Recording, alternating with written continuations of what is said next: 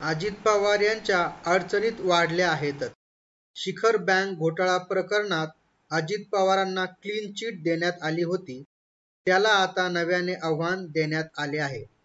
सहकार क्षेत्रातील 7 कारखान्यांकडून मुंबई सत्र न्यायालयात निषेध याचिका सादर करण्यात आली आहे. शिखर बँकेच्या 25,000 कोटीच्या घोटाळ्याप्रकरणी अजित पवारांच्या अडचणीत वाढ झाली आहे. अजित पवारांविरोधातील खटला बंद करण्यासाठी मुंबई पोलिसांच्या आर्थिक गुन्हे शाखेनं विशेष न्यायालयात क्लोजर रिपोर्ट दाखल केला होता. यात अजित पवार, त्यांच्या पत्नी सुनेत्रा पवारांसह बँकेच्या 80 संचालकांना क्लीन चिट देण्यात आली होती. त्यामुळे अजित पवारांना दिलासा मिळाला होता.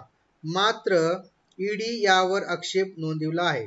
तसेच याला विरोध करणाऱ्या 4 नवीन याचिका मुंबई सत्र न्यायालयात दाखल करण्यात आल्या. या याचिकांवर येत्या 5 ऑक्टोबरला सुनावणी होणार आहे.